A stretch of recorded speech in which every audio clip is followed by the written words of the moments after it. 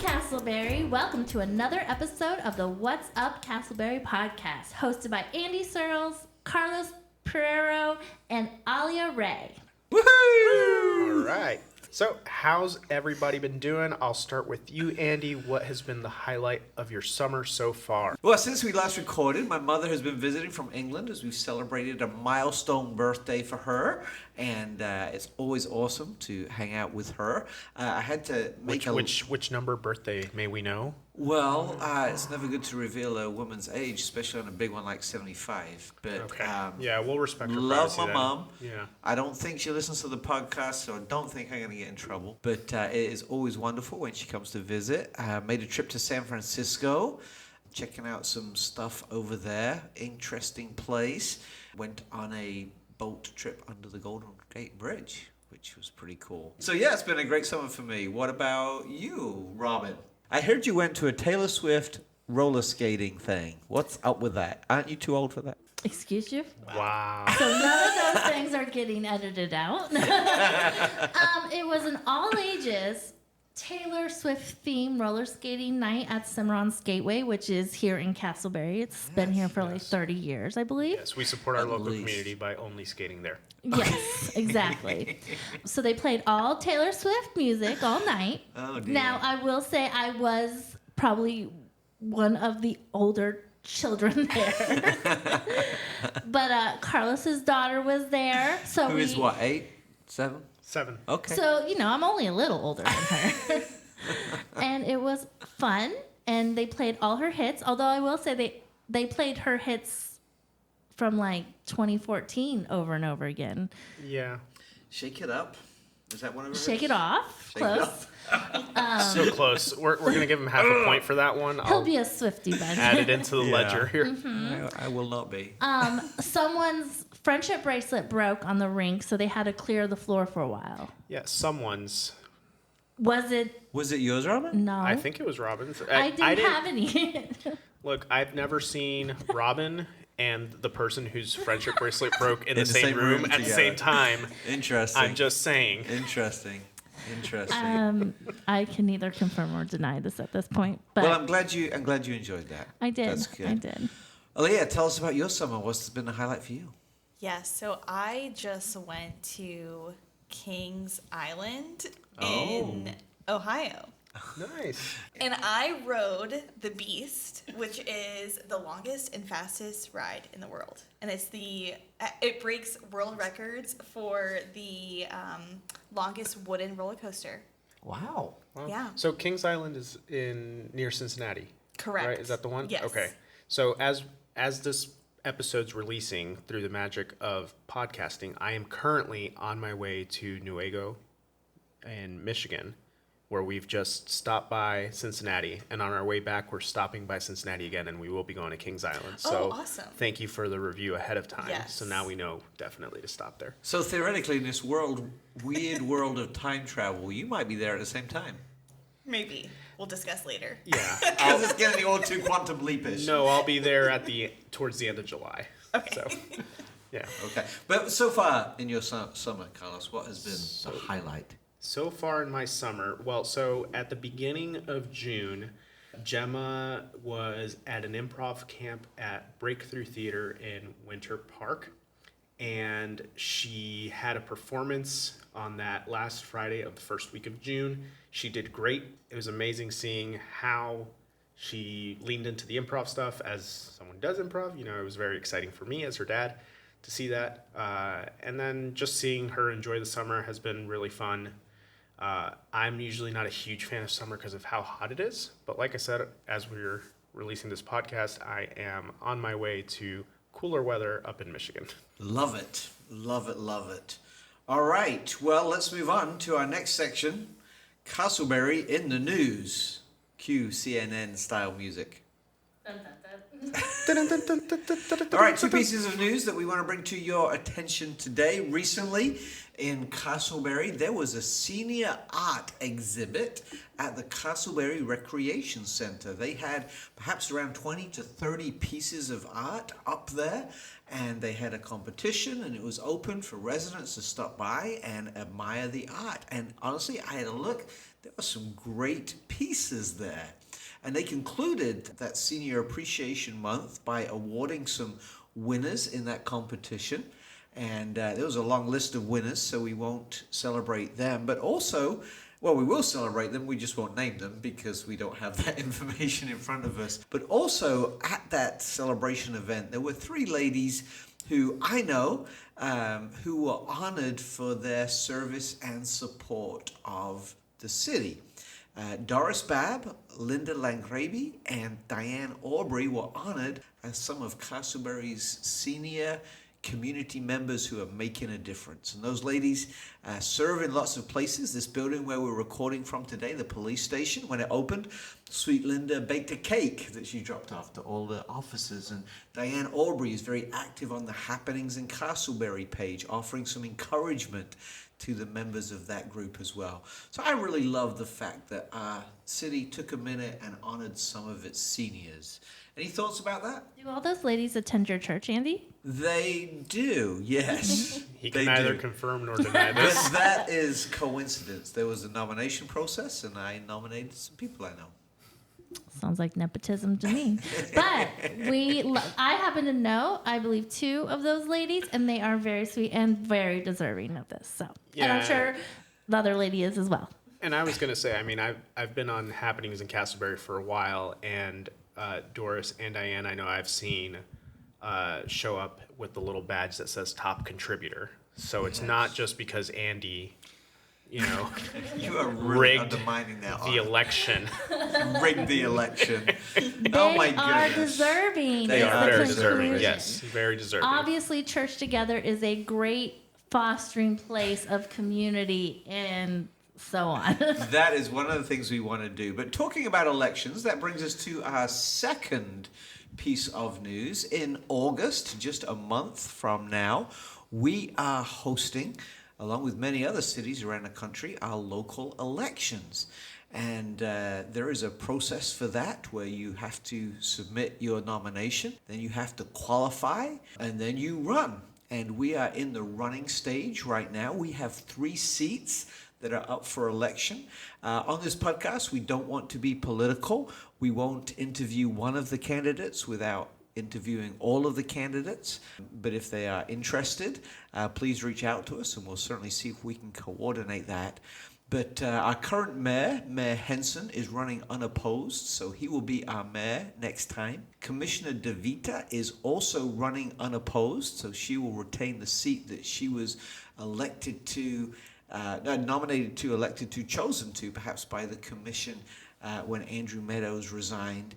But seat 4, we have 3 candidates who are running for that seat: Tim Weigel, Thomas Kirk, and Joel Hawksby. And we commend them for running because it is an important responsibility. It's not for everybody, and we're grateful that we are. All of those 3 gentlemen are involved at different levels and different spaces in our community, and we would encourage you to find out who they are, offer to meet with them, buy them a coffee, and find out who they are, because that seat is really important. Quick question for the team here. As you're thinking about this election, and it is a nonpartisan election, what are some of the traits that you would be looking for in electing a local leader? So I'll preface mine with saying I definitely think that it's true what they say. Elections matter and politics matter at a local level so much.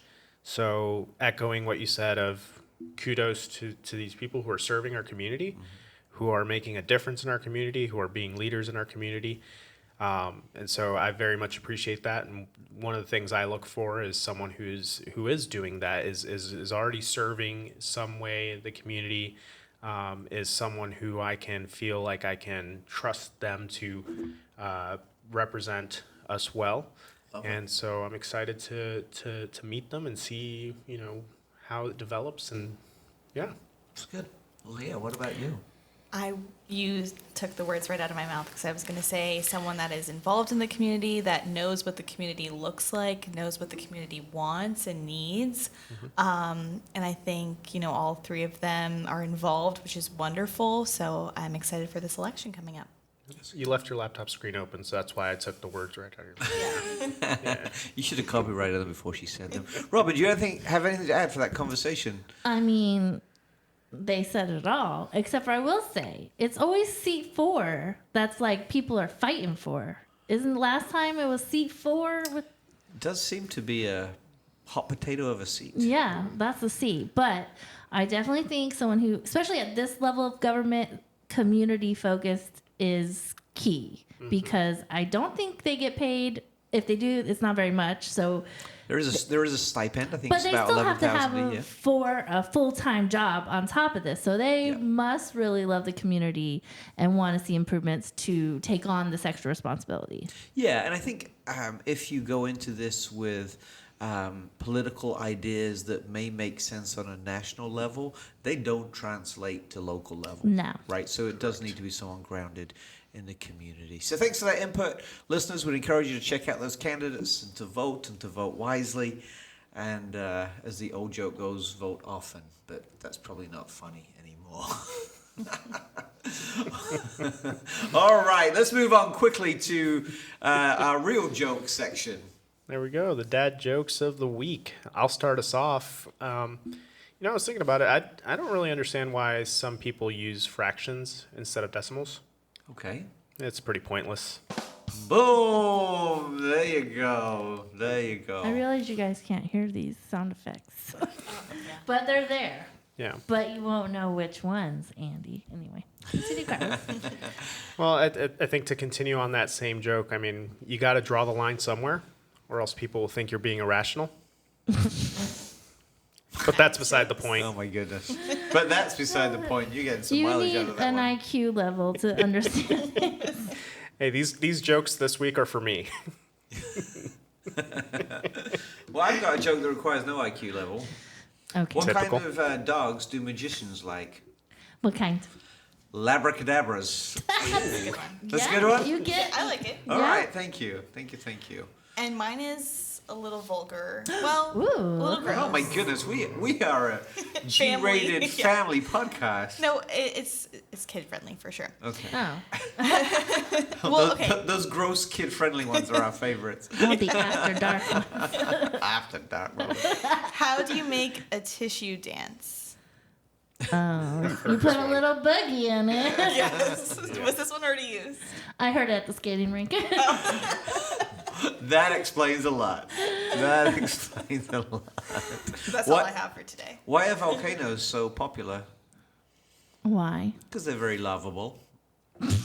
I like it. Andy, what? You get a smile and a nod from me. All right. Handy, Okay, I what want the color? laugh, though. I want the deep LOL. Handy, what color is the wind? What color is the wind? Blue. Oh, blue. BLEW. Thank you for that. All right. What a wonderful That was the section that smartest was. one of them all. We have had our intro. We have had our news. We have had our jokes. And now it's time for the best part of the show, our interview. But first, a word from our sponsor. Willow Creek Church is a proud podcast partner of the What's Up Casselberry podcast. Willow Creek has been glorifying God by serving the communities of Casselberry and Winter Springs for over 35 years. Located at 4725 East Lake Drive, Willow Creek is a warm, reformed church that seeks to see people discover and deepen their relationship with Jesus. They have ministries for all ages and are committed to demonstrating Christ's love for Casselberry in what they say and do. For more, check out willowcreekchurch.org or find us on Facebook and YouTube by searching Willow Creek Church PCA. That's Willow Creek Church PCA. Welcome, Dawn, to the What's Up Casselberry podcast. How are you today? I am great. Thank you for having me. Awesome. I'm super excited for this. Obviously, we know each other. We go back to our chamber days, which are earlier this year. Which was like yesterday. Yeah, a little bit. last year. Yeah, and we have a lot of exciting stuff planned together, collaboration, so super excited to have you today. Thank you. We're going to start off easy with a fun question. What is your favorite local food? I love so many types of food that when I first heard this question, I kind of froze up and couldn't decide what to share about. So I decided to think back on my birthday and what did I want to do for my birthday. And we went to King Bao because I love bao buns. And then we went to get boba because I have an unhealthy obsession with boba drinks. I'm not really partial to anyone in particular, but some of my favorites are Crave Tea, Royalty, and Antiquities. So. Very good plays on the word tea. Yes. Oh, I didn't even notice. Yes, they all are. Those are some quality names. Very good. Well done. We already did the dad jokes of the week. All right, Hey, come on. We're going to have to edit that out. You're such a party pooper, Carlos. Oh, no. Oh, what did I All right, start? I'll see myself out. He has the tea jokes for sure. All right. So, next question. If you were being introduced at an award show, what would the first two sentences sound like? Oh. Okay, so in my head, I imagine this being someone who knows me, who's giving like some sort of heartfelt introduction, right? And so they would be talking about how I'm very hardworking and talking about my integrity and that I always try to do my best. And then the second sentence would be some sort of joke about how I'll probably trip on my way up the steps to get my award. So that's... What would the award be? Oh, it would be some sort of like goody two shoes. Oh, really? Oh, yes. The Nobel Peace Prize. I was the straight A teacher's pet, never miss a day of school kid growing up. Oh, So you it and would Robin are be- complete opposites. It would be somewhere in that vein, I'm sure. Well, that alone tells us a lot about you. Yeah. But let's talk and transition to one of the reasons we wanted to talk to you. You are the president of the Maitland Chamber of Commerce, and as Aaliyah inferred, there's a lot of overlap between our two chambers. But tell us about your chamber. Why you're involved in it? What's your favorite event? Just give us a little elevator pitch, a state of the union on the Maitland Chamber. Okay, sure. So the Maitland Area Chamber of Commerce is a very community-oriented chamber, I feel like. We're a small but mighty group. And I think kind of what sets us apart from a lot of the bigger nearby chambers, but also makes us similar to the Casselberry Chamber, is just that kind of family feel. So we do have a pretty tight-knit core group that attends a lot of our functions. And so when a new person comes in, they come to 2 or 3 events and they're very likely to see a lot of familiar faces right off the bat. I didn't know that when I joined the Maitland Chamber, but it's definitely why I have stayed in the Maitland Chamber and have come and gone from other networking opportunities in the area. The Maitland Chamber just always, like, I know if I didn't show up for a while, people would be asking me, where'd you go? Why haven't you been here? We haven't seen you. Are you okay? So I really love that. We do so many things throughout the year with the Maitland Chamber, but my favorite event is probably our Coffee Connections event. I know it's kind of lame to pick like the thing we do every single month. I thought you just kind of confessed that you were a tea lady, and I now know. you're leaning into the coffee narrative too. You know what? I love Is all it fair to say you're a big drinker just all caffeine. of tea and coffee? Tea and coffee, no alcohol. Tea and coffee. But our Coffee Connections event, I just really like because it's the kind of the easiest point of entry for people. So it's just a 1-hour event. We have a hot breakfast and some caffeinated beverages. And there's not really a big focus on the presentation of whoever's hosting it. It's mostly about mingling, everyone introducing themselves. We always sit around a big U-shaped table. So I don't know, I just feel like it's a really easy way to interact with other members that you might not know. So that's kind of my favorite thing that we do. I love that because it is ultimately all about relationships, right? It's about relationships interpersonally. It's about relationships for business as well. So I love that that you value that so much because for me, that seems like one of the purposes of a chamber. Mm-hmm. So you pretty much sold me to join a chamber. Well, hang on a second. Okay. We don't want you joining her chamber when you're president of our chamber. I mean, how does Conflict of this work? interest. Yeah, I don't know about that. But from your words, I would love to hear why you think a local business should join a chamber. So I think there are a lot of reasons that any business or community member could be interested in joining a chamber. So one is the obvious reason for networking. So if you're looking to meet other businesses in the area, especially if you're a B2B business, it's a great way for you to find new potential customers coming to the events. There's also a great value in joining the chamber to find trusted vendors for when you might need something in your own personal life. For sure. So Larry, our vice president, he talks all the time about how, for him, being a part of the Maitland Chamber, he's used so many of our members when he's needed things fixed at his house or he's needed things done for his business, because he already has these developed relationships and he trusts those people. And so it's an easy decision for him to make. The reason why I joined the Maitland Chamber was because I needed to build a community that wasn't just other photographers. I had reached a point in my career, I'd been had my photography business for 3 years, and the only adults I conversed with on a regular basis were other photographers. So we all just got excited about the same things, complained about the same things, and I didn't feel like I was growing in any way because I didn't have any varying perspectives on anything. And so rather than just like stay holed up with YouTube like I was doing, trying to learn about businesses and what do other people in business do, I decided to go out and join the chamber. And for me, for a few years, the greatest thing that I got out of it was just building new friendships with other people who were similar to me. I am the solo owner for my business and solo employee. And so it was great to meet other people in different industries who also were solo owners. So we had those common struggles and common successes, but we got to talk about it from different perspectives and kind of help each other with new ideas. Man, I want to sign up for your chamber right now. I love that. But I won't resign from our chamber too.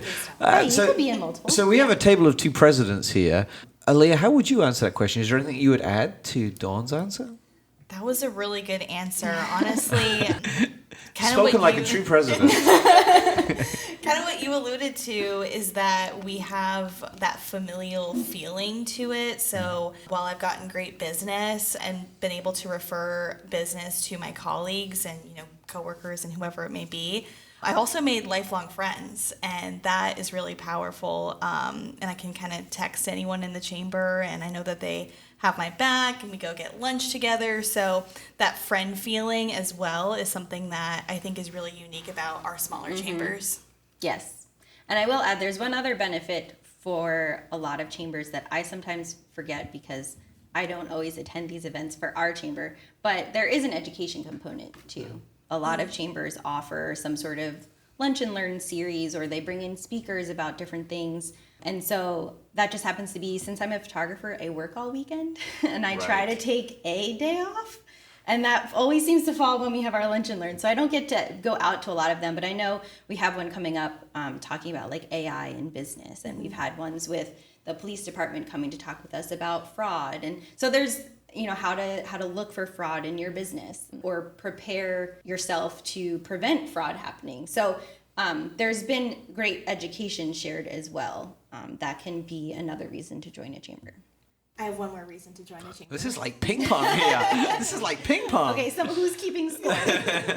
So obviously the main reason that people join a chamber of commerce is to network and grow their business.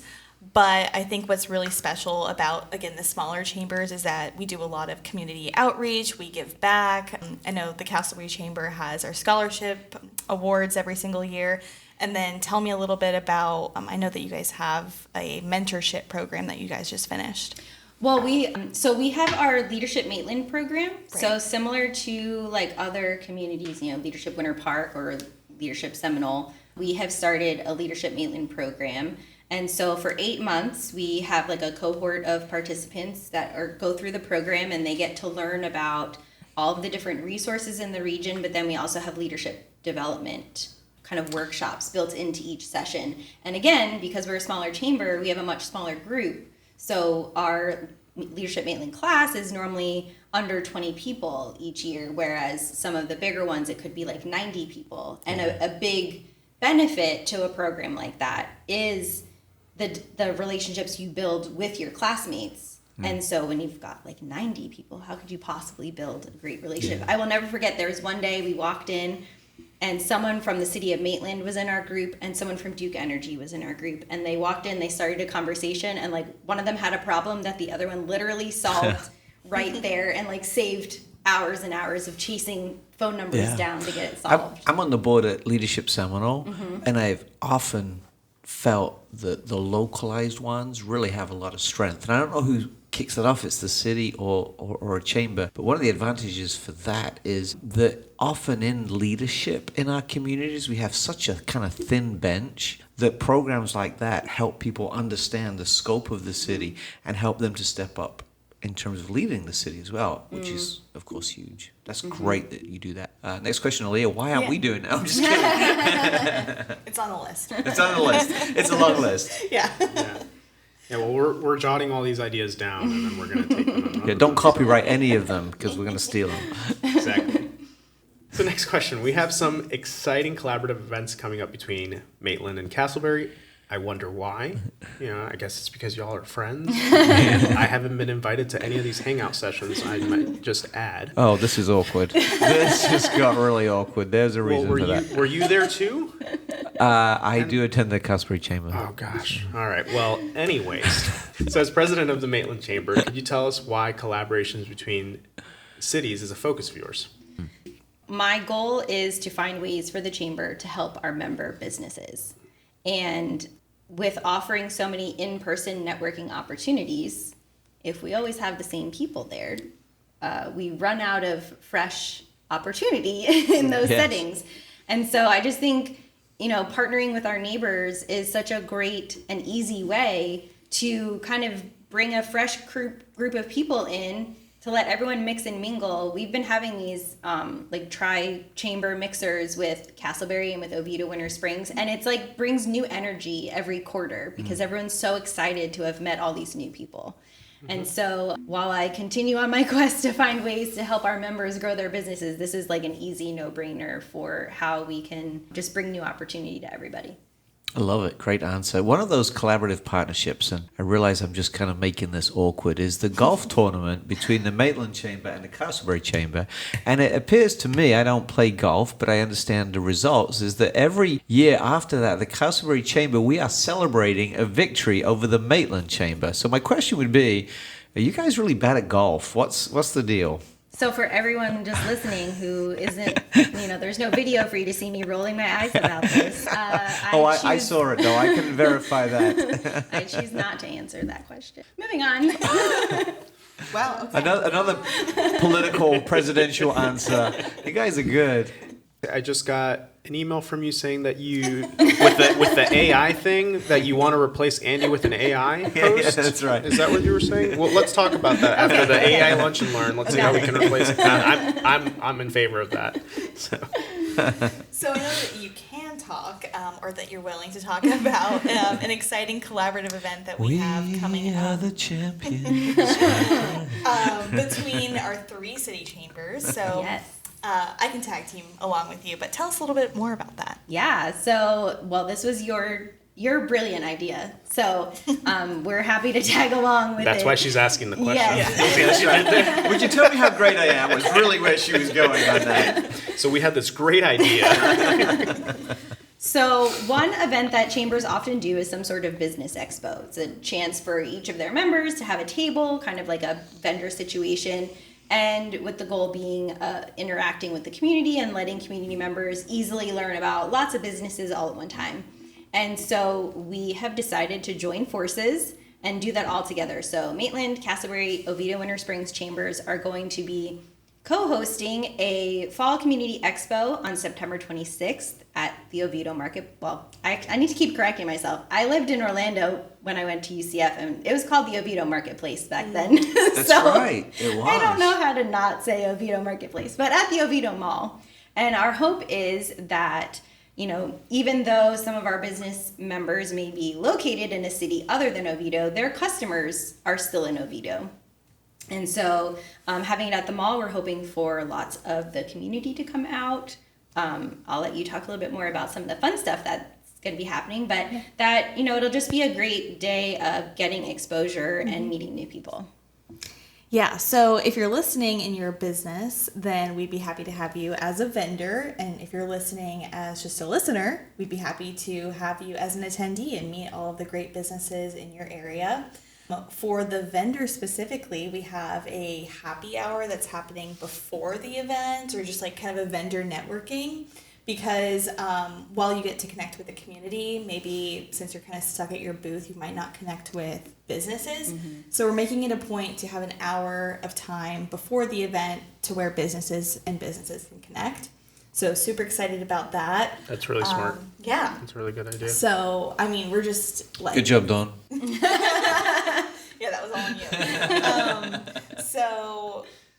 September 26th, mark your calendars. It'll be fun, fall-themed, pumpkin spice. I know that attracts everybody, so it'll be a great event. Just to clarify, that's the drink, not the singer, right? Correct. Yeah, we Definitely can't, not one of the we spice can't girls. afford that. It's not in our budget this year, unfortunately. Was there a pumpkin spice? Okay. There was ginger spice. Ginger spice. Sorry. You could have some ginger Sorry. in the pumpkin spice There- drinks. there You have you go. cinnamon. We digress. My favorite, like the boards that they have in front of businesses that they change out, what they say or whatever. My favorite one was Phillips Automotive going up 1792, where it said, "Come in and try our pumpkin spice oil." That was my absolute favorite one that I've seen a business do.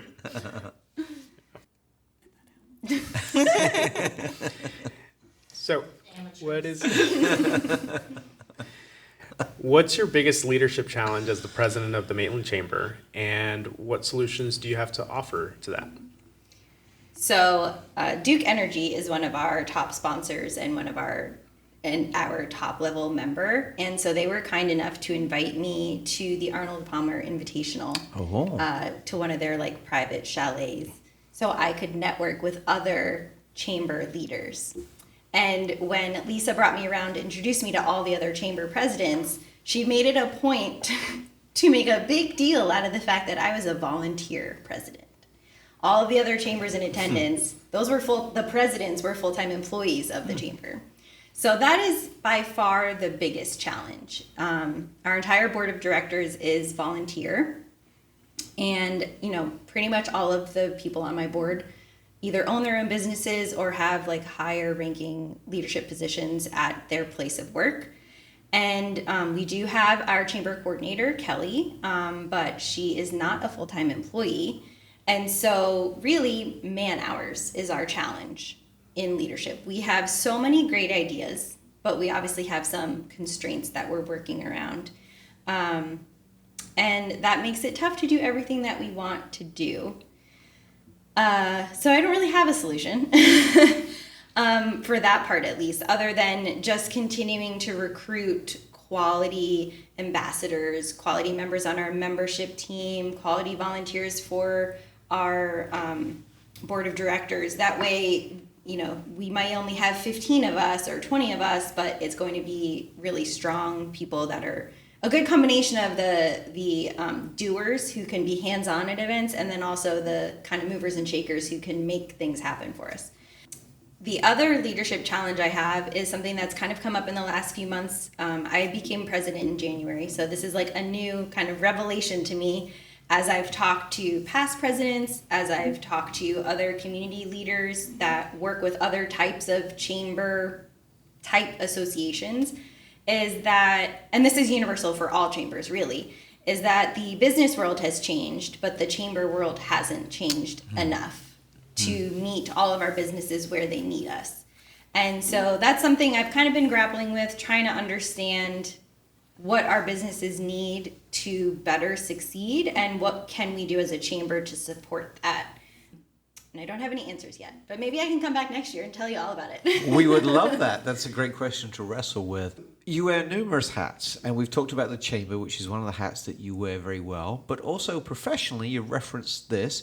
You are a photographer. Tell us a little bit about your photography business, what you do, and how all that works. Sure. So I started my photography business I started kind of part-time in 2011, but started doing this full-time in 2011, that was 2014. when people were still doing film, right? Not quite. quite. Not quite. I think they had disposable cameras. 2011 was the 1 year between film and digital. Okay, gotcha.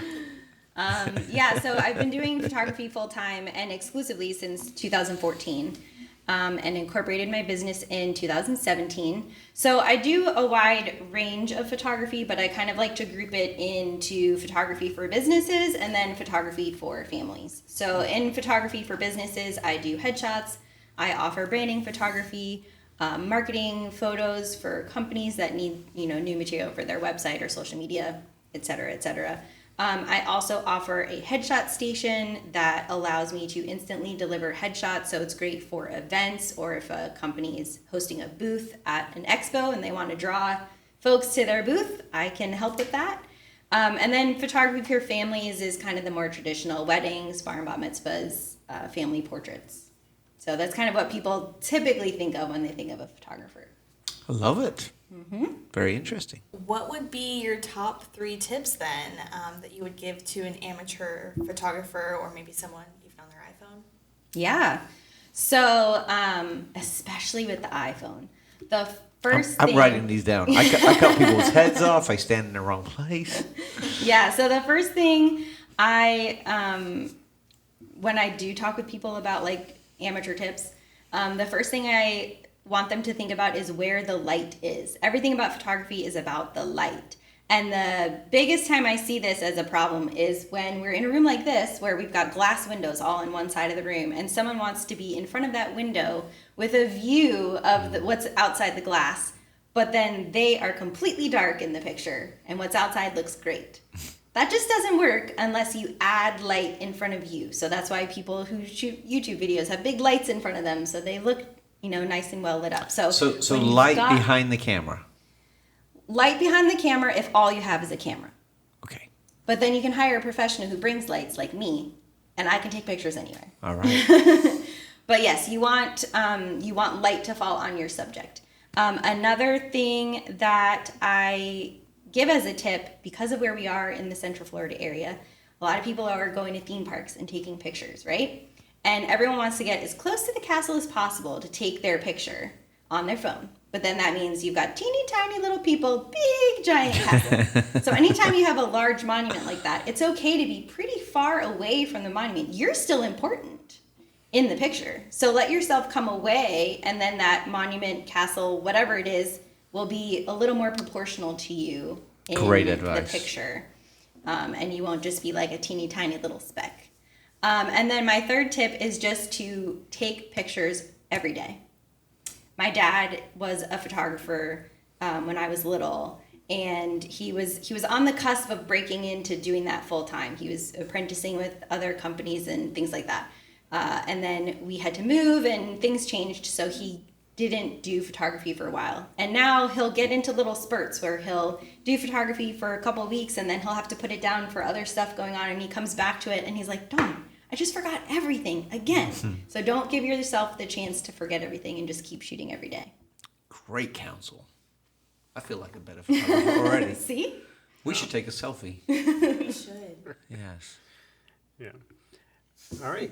So, how can people connect further with you, your business, the Maitland Chamber of Commerce, be invited to this chamber president's hangout sessions that it seems I haven't been invited to? Yeah. The golf tournament too. That The sounded golf nice, didn't tournament, it? yeah. Any of those. Yeah. So my company name is Dawn Aiello Photography. And since y'all have to listen to this and probably don't know how to spell my last name. Spell it for us slowly. It's spelled Aiello. So just think like Jello, but AI at the front. Perfect. And so you can find me on any social media platform at Dawn Aiello Photo. And then if anyone is interested in anything about the Maitland Chamber, maitlandchamber.com. Love it. Dawn, you've been a fascinating guest. Thank you for sharing your insight and your wisdom. Sorry we keep beating you at golf, but hopefully next year you guys can step up your game and give us a real competition. Well, but in all seriousness, you are making a difference in your city. Chambers are such an important part of the infrastructure. They allow relationships to be fostered. They allow business to blossom. And we really appreciate not just your time today, but what you're doing in Maitland and the fact that you want to partner with us as well. That means a lot. So thank you so much for your time today. Absolutely. Thank you guys. That was so great. I really enjoyed hearing, I obviously know Dawn and we are friends, but hearing her perspective of the Maitland Chamber was just, it was a really great conversation. So I'm so happy she was able to join us. Yeah, I had a lot of fun. Yeah. And learning kind of the other side of that. Yeah.